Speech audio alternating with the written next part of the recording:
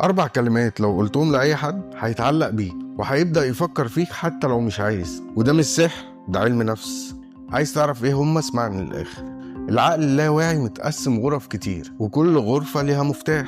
احنا بقى معانا مفاتيح أهم 4 غرف، واللي هندخل بيهم عقل أي حد من غير ما يحس. أول غرفة هي غرفة الذكريات. مفتاحها هو جملة فاكر لما.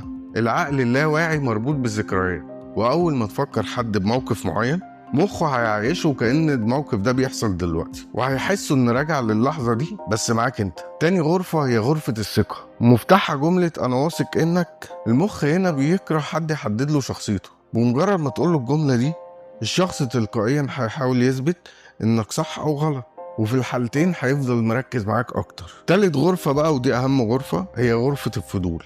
مفتاحها جملة أنا عرفت حاجة عنك. العقل اللاواعي بيكره أي حاجة ناقصة. أول ما تقول له الجملة دي هيفضل يسأل نفسه هو عرف إيه، حتى بعد ما الكلام يخلص هيفضل عقله مشغول بيك.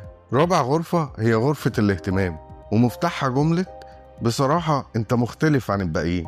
المخ دايما بيدور على التميز. أول ما تقول لحد الجملة دي عقله اللاواعي هيربط وجودك بإحساس خاص، وهيفضل يفكر فيك حتى لو مش عايز. جرب ال4 مفاتيح دول وهتشوف ازاي اي حد هيفضل يفكر فيك غصب عنه. خليك واعي وخليك سابق بخطوة.